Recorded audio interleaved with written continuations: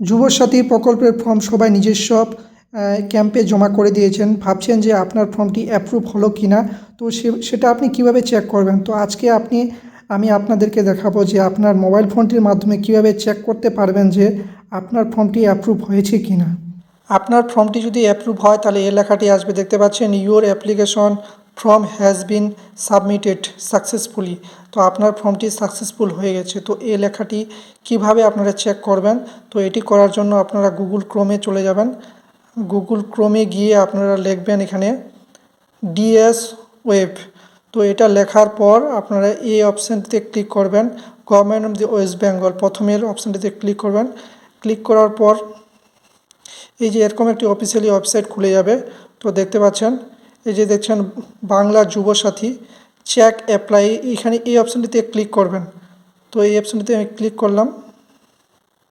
Click করার পর দেখতে পাচ্ছেন এখানে চেক স্ট্যাটাস। তো এখানে আপনাদেরকে ক্লিক করতে হবে, দেখতে পাচ্ছেন চেক স্ট্যাটাস, এই লেখাটাতে আপনি চেক করবেন। চেক করার পর এই যে দেখতে পাচ্ছেন এখানে একটা মোবাইল নাম্বার দিতে হবে আপনাকে। তো আমি একটা মোবাইল নাম্বার দিয়ে দিচ্ছি।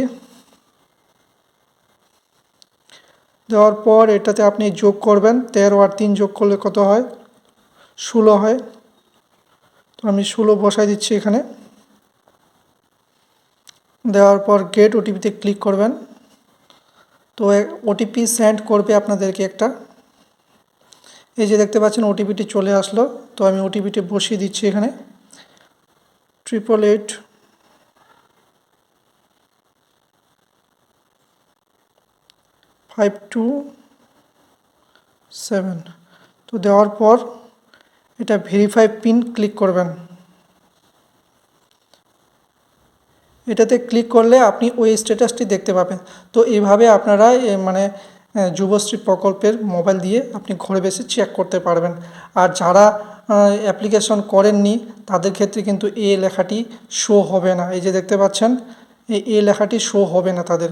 তারা এখনও তাদের ডাটা এন্ট্রি কাজ হয়নি বলে তাদেরকে এই অপশানটি দেখাবে না।